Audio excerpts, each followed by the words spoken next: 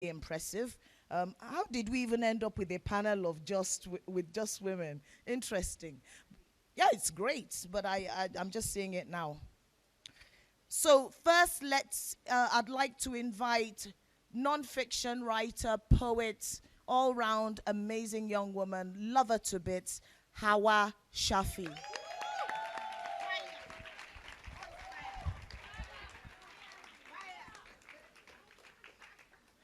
Look at that.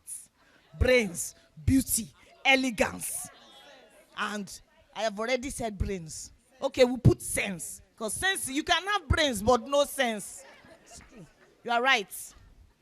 And all the way from South Africa, one of the sisters.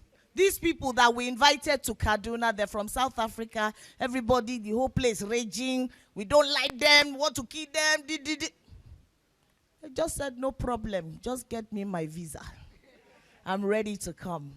Please join me in welcoming my beautiful sister, Sibongile Fisher.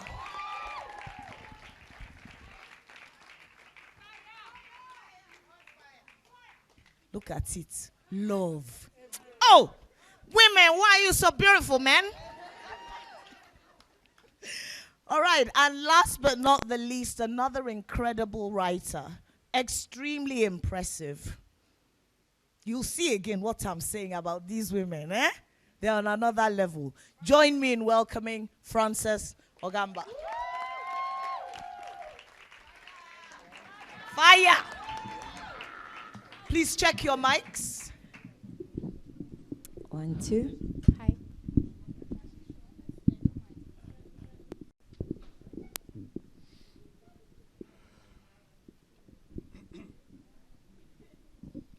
Hi, good morning, everybody.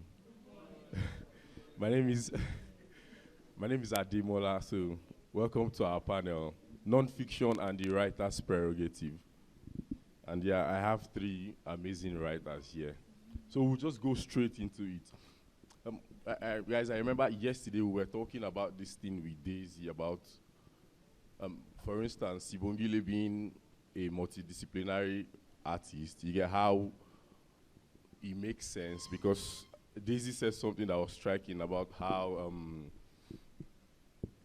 some emotions, some kind of stories depend on genre to flow. So then we talked about how somehow if you call someone a poet, even if we have to go back to the classical era, when you call someone a poet, it is like okay to stand alone. Or when you call someone a fiction writer, like he writes novels, it's okay. But then there is this thing with non-fiction where we are made to seem like it's not enough to stand alone.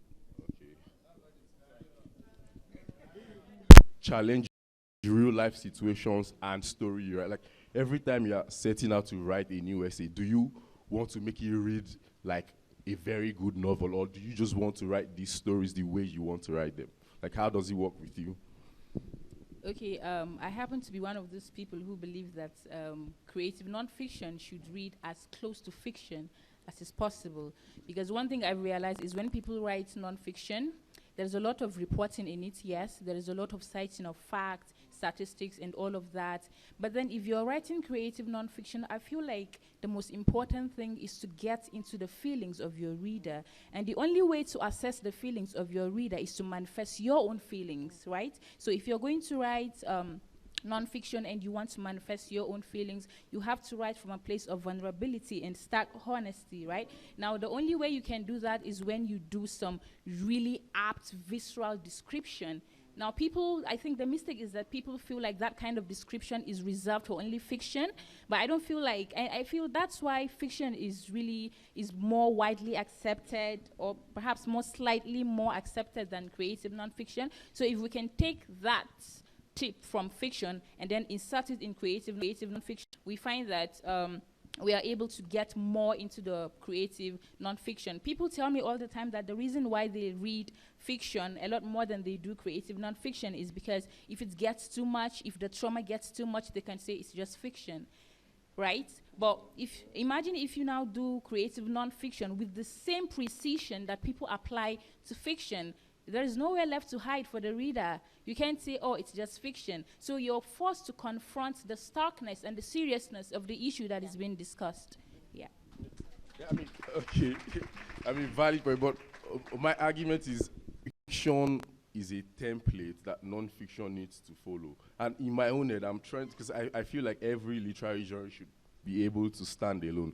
So, like, I'm talking about the over-dependence of one art form to another. So there's this disconnection between non-fiction writing and especially personal essays and the other, like drama, poetry. And so, I mean, I'm just curious as to why. So, because when you said about writing, like picking from your own experience to interrogate other people's experiences, you get to, I'm thinking, shouldn't that be something that non-fiction should do properly or like already on its own? Because it's supposed to be a vulnerable literary form where you get to talk about real life issues that, and people know, okay, this is this person's story or this person is writing about someone else. You get to, I'm just wondering about the, what I would call structural stuff that